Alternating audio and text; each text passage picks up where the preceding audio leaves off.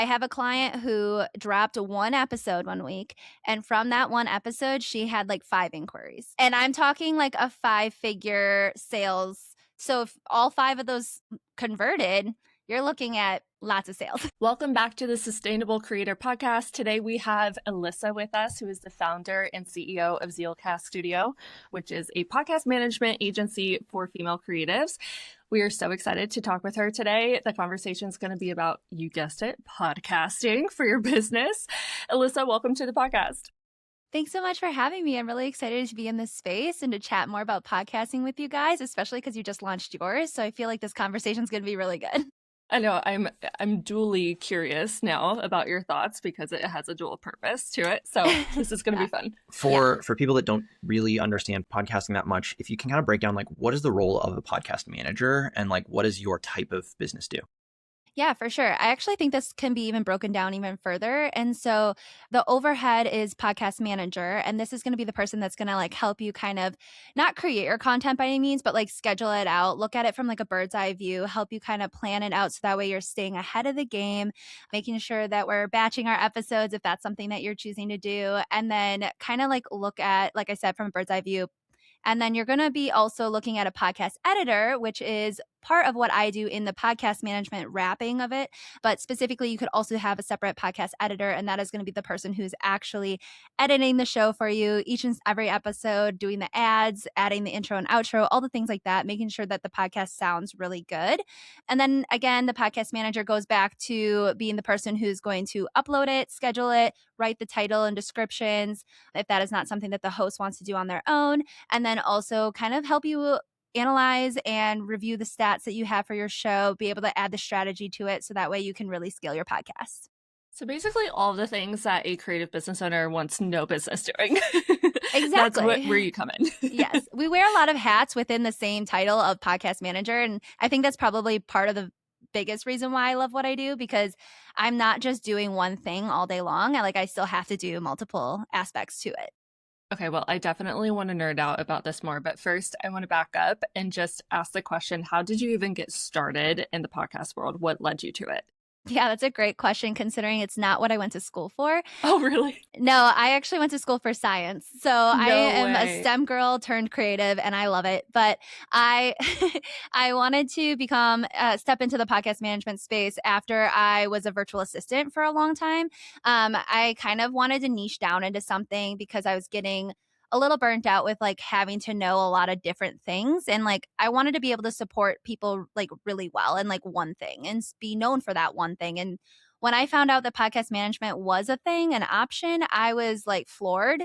And then I was like, I love podcasts. I love listening to podcasts. I have a very technical mind. Like the way my brain works is very analytical. And so working on the tech side of things was easy and it was more natural for me. So it kind of all fell into place. And about 5 years ago, I started working specifically with just podcasters. It all started with me helping out a friend who went from IGTV, if you guys remember IGTV. Oh, that's the throwback. Yeah. So she used to do an IGTV with people, like interviews. And then she's like, I want to take it to the podcast because people are not, you can't do other things when you're watching IGTV, and good thing she did because it went away. But then the podcast became a thing and I was like, hey, can I help you with editing it? Like, I just want some practice. At that time, I had just decided to niche down into podcast editing and management. And so about 2 years ago, I officially launched ZealCast Studios as like the podcast management agency. And I was now working under a brand name that was fully for podcasting and not just a virtual assistant who did podcast management work. Dude, that's amazing. That's really cool. And I think it's also like interesting having someone that's specialized in an area. And that's a big part of this podcast for us is like, how do we talk to experts that think about this all the time? And so if I shift kind of into like, why do we have you here today? Is when you think kind of big picture podcasting, what makes a podcast a good fit for a business or a creative entrepreneur? Yeah. Well, for me, I think that podcasting is something that's going to help you build your authority. It's going to help you practice speaking. So, like a lot of people that I work with directly and see in the creative space are either coaches or someone who wants to start getting into more speaking gigs. And Joe, I know you kind of talked a little bit more on your stories about wanting to get more into speaking this year. And I think having a podcast is a really great way to do that. And so, for me, I think that having a podcast, it's going to be a great way for you to leverage your business and your brand. And then also, if you're someone like me who doesn't know how to fit everything into 30 seconds or a 90-second reel, like a long form content is going to allow me to get a lot deeper into conversations with people, but also about what I do. So I started a podcast recently and it's all about like talking to other people about what they're passionate about, how they got to where they're at today. And I chose to do it on a podcast rather than any other platform because, well, first of all, that's kind of my thing. Second of all, it's allowing us to really get deeper into stuff and not just have a quick conversation that's surface level. We can really get into the nitty gritty. And then it's also easier for you to be able to take on the go and do things when you're, going on a walk, driving in the car, something like that. So that way people can still learn with you. Yeah, that's authority. You hit the nail on the head. Definitely a big part of podcasting. And I mean, I can speak to that just being a listener of other podcasts. We both like to send each other episodes that we've been listening to. And I was listening to a podcast the other day with Stephen Bartlett and ordered his book after because it resonated so much. And so the authority piece is definitely part of it. I'm curious from a sales perspective because a lot of what we're hearing from business owners right now, both in our membership and our coaching clients, is how can we continue to bring in more sales and cash flow on a consistent basis while working smarter, not harder? How does podcasting play a role into the sales funnel? Is it possible to make sales? What does that look like? Is it a different approach? What are your thoughts? Gosh, I'm so excited about this question. So I could go two ways about this. One, I think that people think that podcasting is a way to make its own revenue and like generate its own revenue, and it's a way to kind of essentially have another income stream in your business, right? And it totally is. There's ads, sponsorships, like there's a lot of like ability to do that and opportunity. However, when you're looking directly at your business, this kind of goes with another reason of why business owners would start a podcast, but this is because you're building your know, like, and trust factor.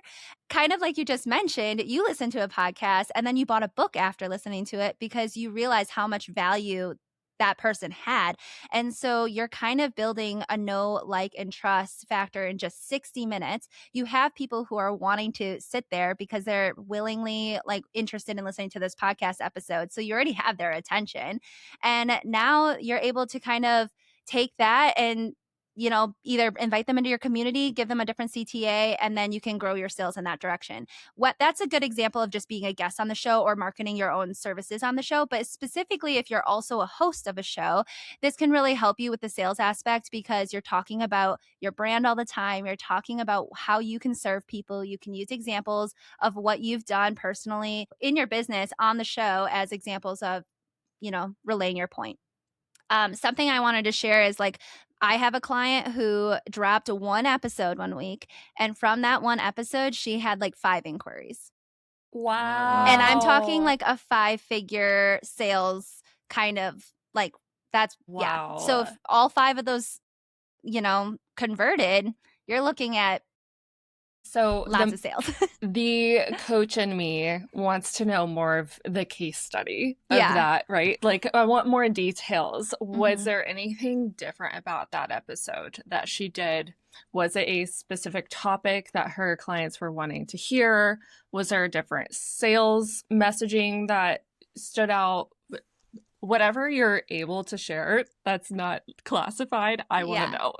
Yeah, no, for that specific episode, all of us were floored. Like everyone on the team was so confused because there wasn't anything that was like, we're trying to be super salesy about something. We're trying to push something. There was none of that. It was just a really good episode about what she's knowledgeable in and what she's the expert in. And people, for whatever reason, just like jumped on it. And that's also like, it's just timing too. You never actually know, because maybe those people have been in her community for a while. They've been really interested in her services and they just chose that moment to jump on it. And so did four Mm. other people. You know, like it just, you Wow. don't know.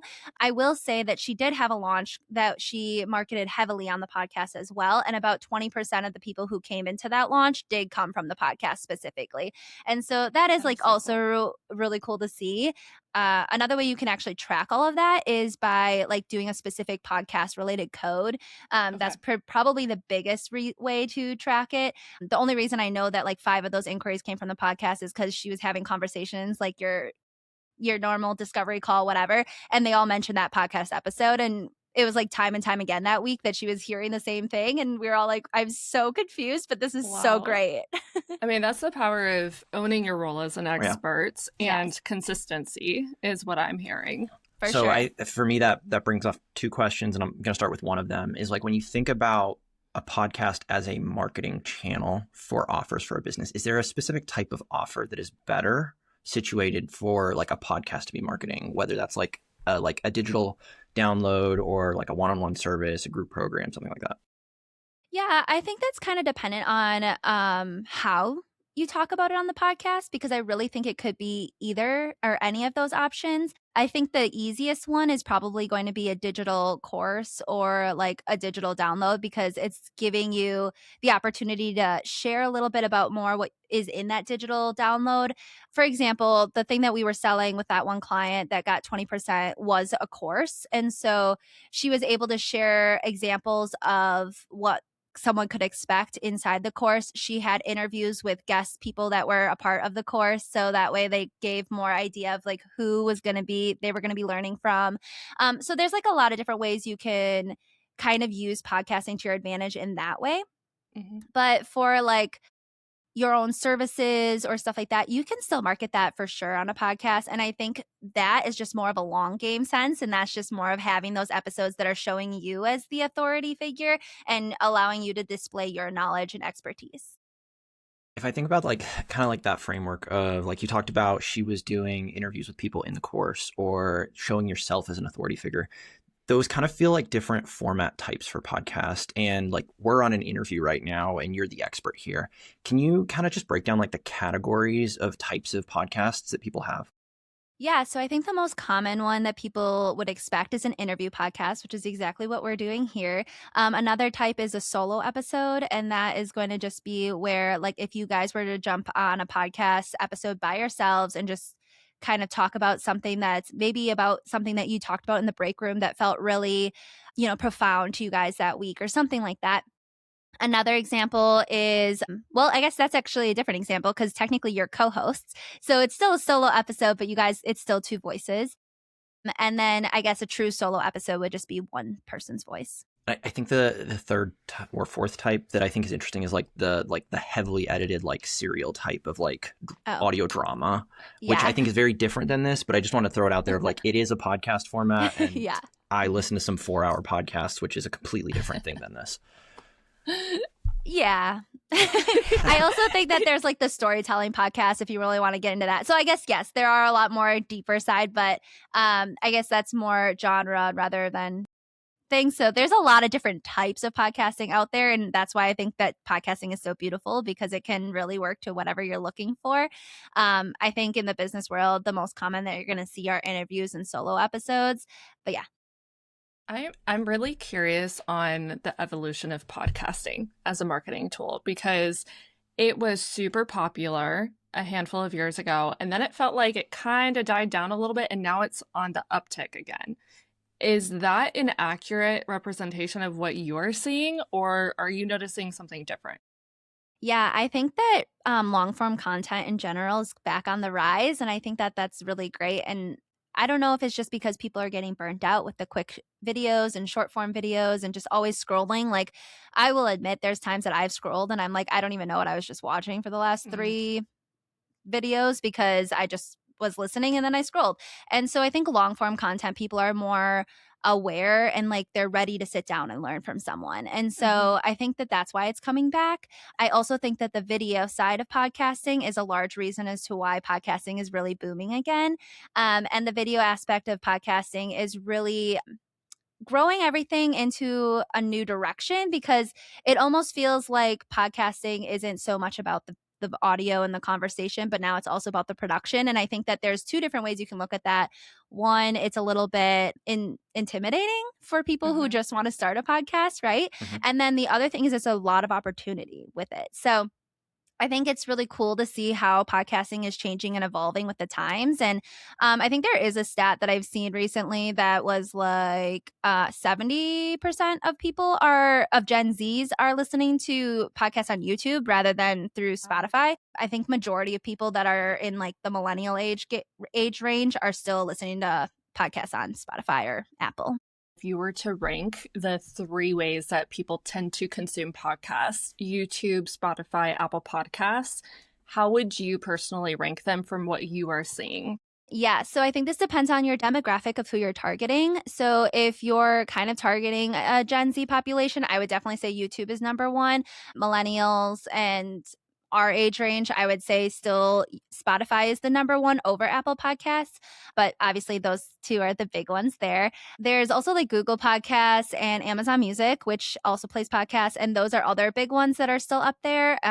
But for the most part, overall, I would say Spotify is still ranked number one for me. Number 2 is YouTube. Number 3 is Apple Podcasts. So interesting. Obviously, like, do whatever works to get started, but I love hearing that side of the equation just for curiosity. It's fun to know. Yeah, and if I can just like say something on that to make it seem a little bit less scary about having to make a decision, is most podcast host platforms make it really easy to distribute to all of them, so you don't really have to choose. Right. And it's not as intimidating as I think it feels. Yeah, for sure. Yeah, and I like, just as someone that has recently gone through that process, starting a new podcast, like for us, like doing it through Riverside is where we're hosting for now, at least, is basically like, do you want to add these platforms? Like click the button, yes. And it's like, cool, I added Apple Podcast, I added Spotify. I did not think about Amazon, so I might be going back to do that. Amazon's really cool because if you have an Alexa, you can say, hey, Alexa, play the Sustainable Creator Podcast, and they will. Whoa. Interesting. Did your Alexa just go off? I don't have an Alexa. I apologize for anyone that has one and that just went off. That's hilarious. Yeah, so sorry. We'll have it all set up by then. So I think one of the interesting things you said, like 1 or 2 answers back, is like you're thinking about people are going back towards long form because it's intent based. They want to sit down and learn something. The problem with that is you only have so many free hours in a day. And I think I saw a stat at one point is like, if you're not in someone's like top 3 or 4 podcasts, they probably won't be listening to you every week, which is kind of a saturation problem when you're thinking about a podcast. And if you were to launch a podcast to market your business, how do you even break into that and compete with any of that? Yeah, that's a good point. Your stat is absolutely right. There's actually another stat that says like people will have about 6 to 8 podcasts on their rotation, or like listen to a podcast in a week. And if you're not one of those 3 to 4 podcasts that's their top ones to listen to, you may fall to the next week and then the next week. So it is something to consider. And I think the biggest thing to think about is your content. And I say that because no matter if you're video or audio, none of it matters unless you have something good to say and like something that's going to make someone feel like there's a reason to listen. Something I stress all the time with my clients is that I want to make sure that we are giving out the best content that's going to be most relatable or valuable for the people who are going to listen to it. Like, I want to make sure that all my clients and while the guests that you have on are going to be the experts in what they know and what they do, sometimes things can get a little bit too micro, and sometimes things can get like go over someone's head really easily. And so sometimes it's better to scale it back. And that's kind of one of the things I do when I edit and listen to podcasts. I'm like, okay, I always will think about how I receive the information, and then I'll give my clients feedback in real time, because we can always learn and adjust as we go, but having content that's going to be relatable and valuable to the person who's listening is actually going to be what keeps them around and keeps them coming back. And that's how you're going to compete with other podcasts that they listen to. Yeah, 100%. There's a big question about, in marketing, there's consistency. Everybody talks about the idea of consistency. Like for social media, if you're not posting so often, people will forget about you in like an algorithmic world.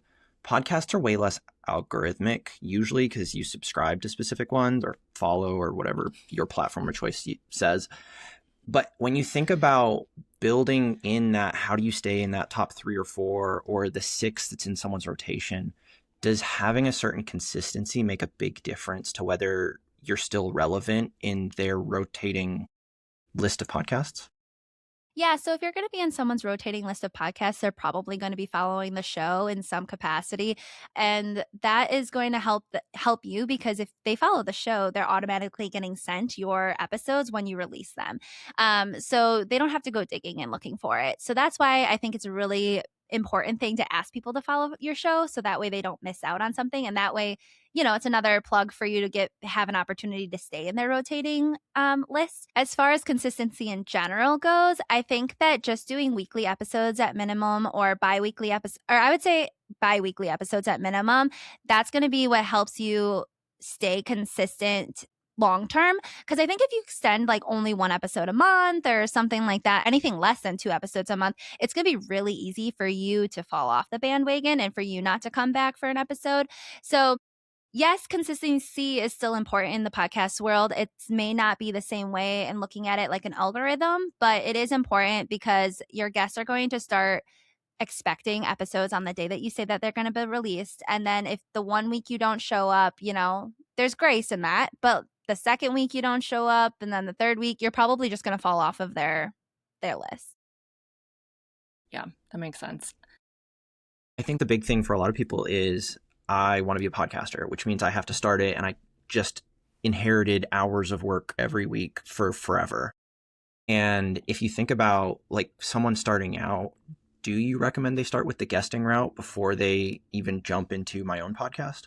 That depends, I think, because if you want to kind of get your toes wet and just kind of experience the benefits of podcasting, then yes, absolutely, guessing is going to be the way to go. But if you're very convicted in what you're wanting to say and like how you want to say it, and you have a lot of like experience and knowledge in your field, I would say just having your own podcast to start would be the better way to go. Just jump all in.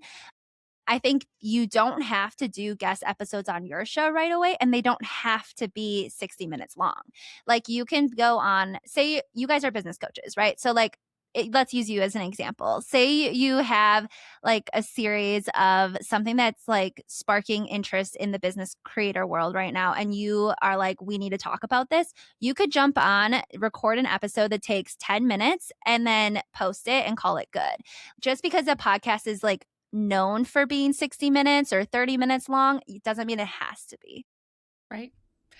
Is there a strategy to those bonus episodes? If a podcast is typically doing our 45-minute long interviews and they drop a 10-minute yapping session about something, usually I see them saying the word bonus in the title. Is that almost a hack, a listening hack to get more listens? Or does that not really matter so much? Yeah, I think it's a great way for you to be like, hey, you're getting something a little extra. So yeah, I do think it's a little bit of a bonus marketing hack, if you will. But also, I think it is in the line intended because sometimes if you have a content plan out and you're like, this is going to be the episode XYZ number, and then you're like, I don't want to throw off my whole plan, but I want to get this out there because it's timely, then they're going to be like, this is a bonus episode. Mm-hmm. No, I love that. Those are some of my favorites too, because they are so timely and they just tend to hit different. So that's fun.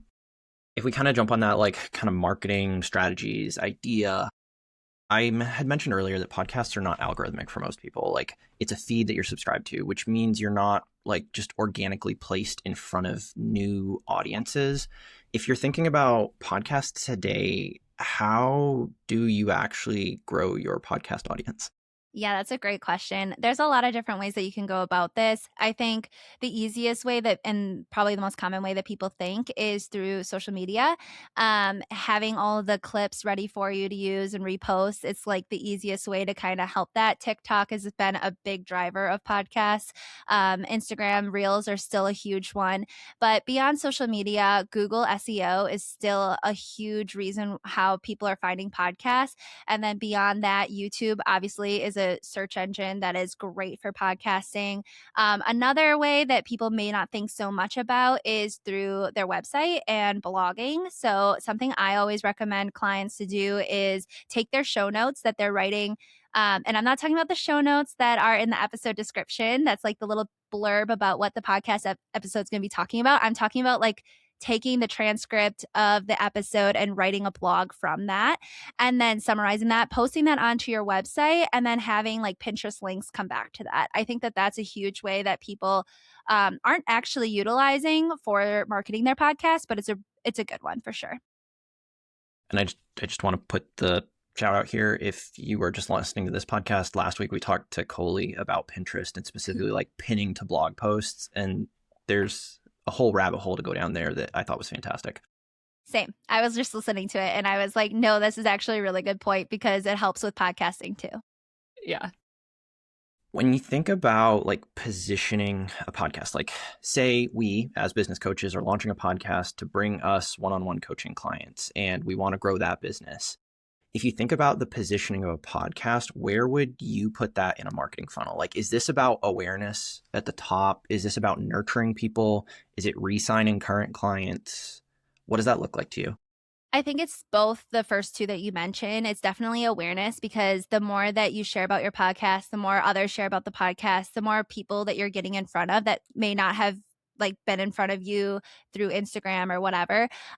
So you're definitely getting the awareness because you're getting in front of a new audience. However, you're also nurturing people. And I think that this is like the biggest one where I set podcasting because each and every week you're coming back, you have loyal listeners, and that's who you're pouring into every week. So it's definitely nurturing. No, that makes a lot of sense, especially because the touch point and the longer conversations, like you were talking about earlier, definitely plays into that. Since we're on the topic of marketing and money again, I wanted to ask you about your take on podcast sponsorships, because obviously that is one way that you can make money running a podcast. Do you have any tips for anyone who is getting started with landing their first podcast sponsor? The biggest thing with podcast sponsorships is that it's not going to happen right away. And I think that that may be more of a hot take on like, I know a lot of people who start podcasts are like thinking about the monetization of it right away. And that's great. And you definitely should consider that. I do just want to kind of help you set that expectation that it may not be right away. And that's okay.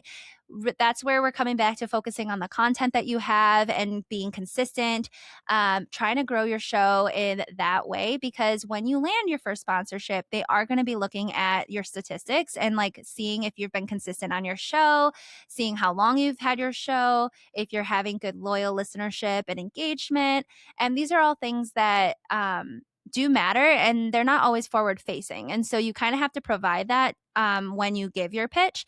The other thing with that, when it is time for you to pitch a sponsor, I would recommend that you don't do a typical like, hey, I have a podcast. Like, I would love to talk about your product, like, you know, whatever. Really just go into about how like you value the product and why you think it's so natural to you for you to use in your daily life and why it'd be natural for you to talk about in your podcast. My biggest thing that I always tell people is like, if you are a business coach and this is your podcast, you probably don't need to be talking about AG1. Like, AG1 is great. You might be using it. I don't know. Shots fired. I'll cross that one off the list. But it doesn't have anything to do with the value that you're going to offer your listeners. So for me, that's my hot take when it comes to sponsorships, is also make sure that's going to be either related to something that you truly do use and you do think is going to be valuable in someone's day-to-day, and it's also relatable to your show. Absolutely. I think that's a good reminder just across the board. Make it complimentary and make sure it's aligned. So one of my favorite frameworks when I think about like working with clients and like growing a business is one of the questions, if you were building this to sell, what are the metrics that a buyer would be looking at this business? And if you think about a podcast and we're building it to sell to a sponsor, what are, like you mentioned some of these already, like what are the metrics that a brand coming in looking to sponsor something, like what do they care about in like a ranked order of like what's most important? Yeah, I think each sponsor is a little bit different because I also feel like it depends on what their overall goal is. Like if their overall goal is just to have awareness, then they're going to be looking at the number of downloads. If their goal is to have conversion and have someone buy from their product, then they're probably going to be looking more at your loyal listenership and like the audience engagement and how much people are actually listening, because you can see that. You can see where people are like fast forwarding. So like if people aren't going to be listening to your ads, like they're not really going to find it valuable to buy into that. And so you're going to be needing to focus on creating loyal listenership, getting downloads, and then also how are people engaging with you online. And I think that that's an aspect that people kind of forget about is like some podcasts do have their own Instagram. Other people just like have it noted in their Instagram that they're like, that's their podcast. But if you're not talking about it and engaging with your audience on Instagram, whenever you share about your show, it's going to look like you're not really having a two-way street conversation. And I think that that's something else that sponsors are looking for, is for you to actually have that relationship with your listeners. Yeah, absolutely. I think the kind of like just the last question on this like monetization before we move on is like we're starting to see more of like the easy button on sponsors of like ad serve networks that are like placing ads into podcasts are now starting to be talked about, and like there's certain thresholds, but where do you fall as like a podcast manager on like if that is an option for someone with a podcast, should they be turning it on, or like does that destroy brand value for you as a podcast? How do you think about that?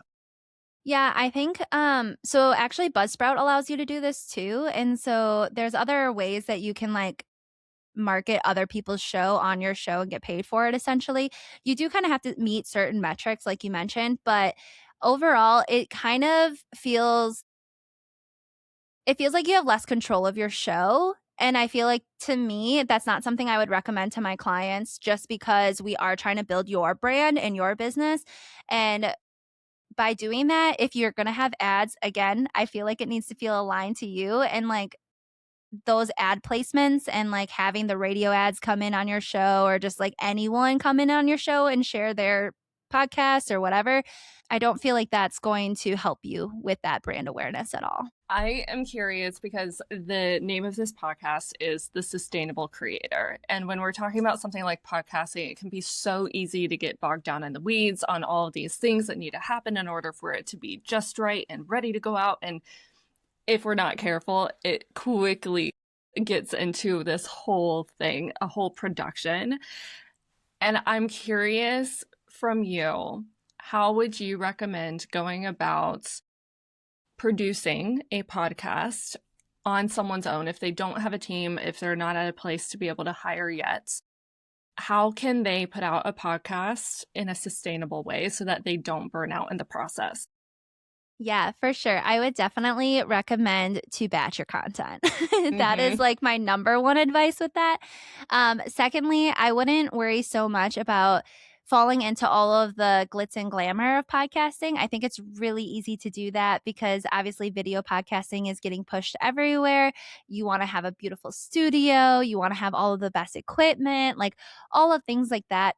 Honestly, I have these like Rode wireless microphones, like they're the little ones that you use for content creation. I've been playing around with those as a podcast microphone, and they're actually doing pretty great. And so there is so many things now that's out there and available that's at a lower cost for you to kind of just get started with it. And then you can always grow and change things out from there. Yeah. Love that. I think like one of my most like underappreciated formats that I have seen is people that take those little mics and they'll do like walking podcasts where like both of them get one, and it's like just 30 minutes of like, we're just going to take a walk and we're going to talk about what comes up. And it's like the whole like two host banter style, which is not a great fit for us right now, but it's an interesting format of like the technology's there and you drop it into a tool. Like we're recording in Riverside and they just have like make this sound like a studio button, and then you click the button and it sounds better. And it'll clean up a lot of that other problems. Some of that, as you think about, like you talked specifically about like studios or video and things like that, is if someone is starting out launching a podcast, should they care about video? My hot take on this is going to be no, but I do think that video is still super valuable. So hear me out on this. I think that YouTube requires a lot more energy, and it's honestly just a beast of a platform on its own. And then you're going to have to edit your video and all the things like that. And so instead of having to focus so much on that aspect of it, especially if you're doing it alone, I would just recommend to take that video, still use your video, because first of all, if you're doing guest interviews anyways, it's kind of awkward if you don't record with video. So you already have it. So then just use that and create clips with it. Post that on social, repurpose your clips in any way that you can there, but you don't necessarily need to focus on putting the whole episode onto YouTube. I think that is reassuring for a lot of our listeners because we're big fans on starting scrappy. Just get it out there. It doesn't have to be perfect. And video can be one of those things where it's easy to get hung up on. So I love hearing from you who, this is your whole thing. This is what you are an expert on. You don't have to have the video right away. You can later if you want. You also don't have to at all if you decide not to. And that's okay. It's not going to make or break the success of your podcast. For sure. And I will say too, speaking of YouTube though, they do have like a podcast feature on YouTube. And so you can still post the shorts onto YouTube and still get all of that same searchability if you wanted to. That. That's such a great tip. I think the one note I will say is if you are watching this on YouTube and you disagree, put a comment down below because I'm curious and I completely understand it. Like we took the most scrappy approach to putting this on YouTube. Like it's webcams, like we don't have a studio, we don't have that. Yeah. But I think for me, the interesting part is YouTube as like one of the platforms that it just goes out on. It does have that comment feed and just a place to ask people like, if you want to join the conversation, here is a place we can talk about it in one place. And just kind of this like a test that I'm doing right now is putting in the descriptions of podcasts of like, if you want to join the conversation, here's the link to YouTube and like go and drop a comment. Like we'd like to see what you guys think. And as of one day with our podcast live, we don't have any comments. So we'll see how this goes. I think with the podcast though too, like, or on YouTube specifically, people can feel like you don't have that two-way connection when you're recording because you record in like 3 days before the podcast episode goes out. I mean, hopefully sooner than that, but that's the first number that came to my head. Since you record prior, you can feel like you're kind of alone in the conversation. And so with YouTube having the comment feature, it does allow you to kind of feel like it's a conversation with somebody. Yeah. So I totally hear you out on that. And I will say also that Spotify does allow comments as well. Do they really? I'm learning so much from you today. That is so fun. Loyal Apple Podcast guy, this is groundbreaking. That's amazing. How cool. Yeah, Apple Podcasts doesn't allow comments, and that is a bummer. But Apple Podcasts does hold the written reviews, and that is also huge. Yes. That's because Spotify doesn't do that one. Yeah. No, that is so good to know. So if I was to kind of transition us a little bit here, like if we have a listener that is thinking about a podcast, hasn't started yet, and we were to put together like a first 100 days plan. Like for me, when I started in corporate, it was like, here's your first 100 days. Like these are the milestones we think you should be hitting. These are the metrics we're going to be tracking. And these are the action steps you should be taking to like get up to speed in your first 100 days. If you were to create like a first 100 days plan for someone new to podcasting with that metrics, milestones, and actions, what would that look like?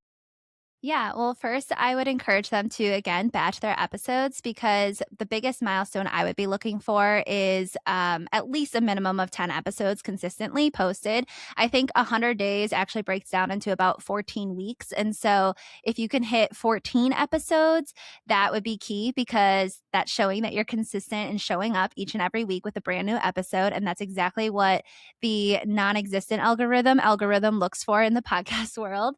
And then also, if you are looking at milestones and a metric, it's going to be really cool for you to see if you can get into the top 10% of podcasts in the first 100 days. Top 10% essentially means that you're getting about an average of 463 downloads on a single episode in the first 7 days of it releasing. So, wow. That sounds like a lot of downloads, and I know that that can be intimidating, but there's also a lot of other things that go into being a top 10% podcast. And so I think as a milestone, that is something that I would also strive for in the first 100 days. But as a metric, the download number, it is helpful. Going from that, I would also encourage getting as many ratings and reviews as you can. That really helps. And I know that every single person that listens to a podcast is going to be like, they always keep asking me to leave a review and a rating. Like, I'm not going to do it. Like, it takes so much time.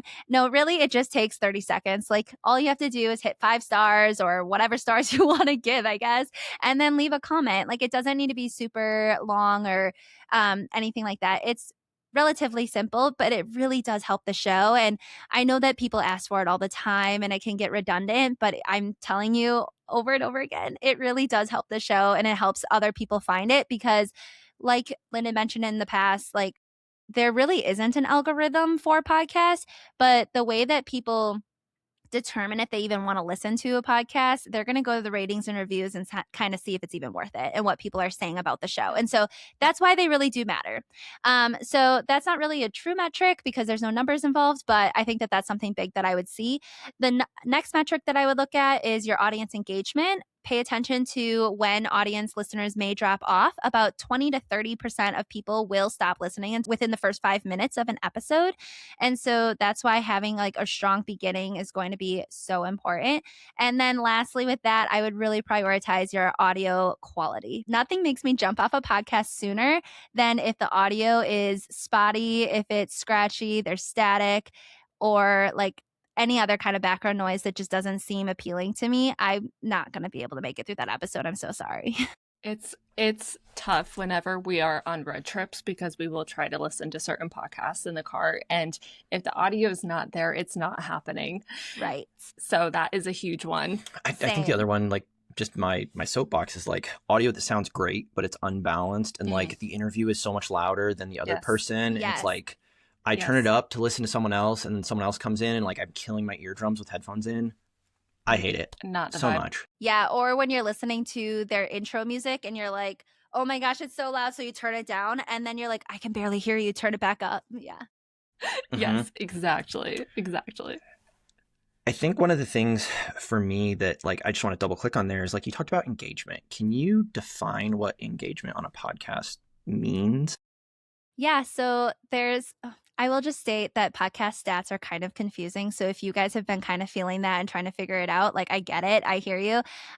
But what they consider engagement is basically looking at the number of people who listen to your show and then like in total, or whoever downloads or presses play on the show in total, and then how many people of those people listen to it all the way to the end. I think the last thing that I'll put in this like first 100 days of like if someone's starting out, like what are the tools that they need to start a scrappy podcast? Let's start a scrappy one. Okay. So all you need to do is really use your phone and voice memos and call it good. I love if you really want to be scrappy, I think like it's super easy for you to use a voice memo and then be able to kind of throw that into a free platform called Audacity to be able to kind of clean up your dead spaces, like any trip ups that you have or whatever. And then you can publish that into Spotify for podcasters, which is also a free podcast hosting platform. And you're really able to go from there. Like there's so many more things that I can get into, obviously, with how you can launch a podcast and ways that I recommend you're launching a podcast. But if you really want to get scrappy, that's really all you need. That is such a great checklist. We'll link all of those tools and softwares in the description for you guys so you can go check them out. Thank you. That was amazing. We are at the wrapping up point of the episode. So we have some lightning round questions for you. Are you ready? Maybe. They're not anything like crazy. Okay, the first one, since you work in the podcast world, I'm curious, what is the last podcast that you listened to? Yours. Really? I literally listened to Coley's episode right before when I was prepping for this interview. So earlier this morning, I was listening to it because I always recommend if you're going to be a guest on someone's show, you should listen to at least one episode of their show. So that way you can prepare. Absolutely. Okay, just as an expert, what's your review? Like quality, or did we do it right? I thought the episode was great. You guys did a good job. Thank you. All right, next question. So lightning round question number 2. What is a routine that you can't live without? I love a good, like making a fun drink and just relaxing. Like I love the process of making coffee. I don't know why, but I've become such a coffee connoisseur in that way. Like I'm the person who's going to measure out my grounds, like do all that stuff, measure the water. It's pretty intense. But yeah, I love the process of making coffee. Mm-hmm. That's fantastic. Have you gone down like the short form video rabbit hole of people that make coffee? Yes, there's so many people that I see, and my algorithm knows me so well because it just keeps bringing it up. And now there's like this smaller version of an espresso like maker. It's like this big. It looks like a little tube essentially, and it's it's kind of like an AeroPress, but it's like an automate, like it's a Oh, machine. Like I will send this to you afterward okay. because it's pretty cool. And now one of those people that I follow now from watching all the coffee, she has one, and I'm just like, do I need to get one of these now? Like, I was already obsessed before, but now I'm seeing it more. That's hilarious. I Anyways. really want a coffee station. And just that Lyndon makes the coffee in the morning, and I love him for that because I don't like making it, but I want a coffee station so Yeah. that it's its own little zone, and I want a fancy coffee maker of some kind. There's just something about it. So if coffee makers are looking to sponsor, like we'll take a coffee machine or espresso. I don't know. Just That might be out there. more like AG1 though. We don't want to. No, every business owner relates to coffee. Okay, great. Phew, that one counts. All right, next question is, who are you learning from right now? Who am I learning from right now? Well, I do learn from you guys every Friday. I think that that's always really fun to be a part of your community in that way. I feel like I always walk away with learning something new that I never thought I would learn, whether it's business related or not. I'm actually just in a season that like I'm actually not learning super much from like other people, but really just focusing on learning about me and like how I work best in my day to day. So I really have been like focusing inward, I think. So maybe I'm I learning think from that's really myself. powerful. I love having seasons like that. They're not always like the most fun seasons, but they're really powerful. And I love Yeah. that you're just leaning into that right now because it changes so much of how you show up in your work and your Mhm. relationships. It has such a great ripple effect. Yeah, That's and cool. don't get me wrong, I feel like I learn something new from every podcast that I listen to Of too. So course. like I'm still learning, but it's just from a variety of people. I for sure have been learning a lot from my clients. So every episode I edit, I feel like I also walk away with something new. I love that. That's awesome. So like if you think about like the season you're in, like learning about yourself and things like that, what's something that's bringing you joy in this season right now? Ooh, something that brings me joy is the slow season. And I didn't think that this was going to be something I would be into because I've always been a go, go, go kind of girl. I've always had like 500 things on my plate, but I'm really enjoying slowing down and kind of being able to sit with myself, find gratitude. Truly, my word for the year is grounded. And so I'm really trying to lean into that. That makes me happy. That's such a refreshing perspective. Yeah. I'm so excited for our snow to melt so I can actually touch grass again. But yes, I actually just saw a There's a reel the patch other out there. day about someone's like, I just want to touch grass, but it's all frozen. I was on a call a couple weeks ago and I was like, I'm going to touch digital grass this weekend. Oh, there you And they go. gave me a really hard time about it. Like video games. That's so Oh, funny. yeah. So kind of last question we have is, do you have any questions for us? Oh, this is a great question. I don't have any questions specifically about business, but I do want to ask Jo about her weekly mood board that you create on Instagram because I absolutely love seeing that every week. But I want to know, like, how do you do it in a quick way or how do you prep for that? Okay, wow, thank you. That makes me feel so like honored that you wanted to ask that. Okay, there is a process to it. It has expanded now, but how it started was a couple of years ago. I got super burnt out and Lyndon helped so much with taking on some things for business. This is the backstory so that I could have a couple of weeks to just recover. And in that time, I really focused on what are the things that I can do for my own personal enjoyment that have nothing to do with business. And so I started creating these weekly mood boards just to visualize what I wanted to do that week, how I wanted to feel, quotes that really spoke to me. And I would just make these mini collages and I started sharing them on Instagram stories just for fun. And it was a way of kind of reclaiming this is something that I want to do, not that I have to do. And that's just as powerful and more than okay. So it's expanded now, and I do a weekly reflection at the end of every week, and I'll kind of audit what happened this week, what felt good, what might need to change next week so that I feel even more supported.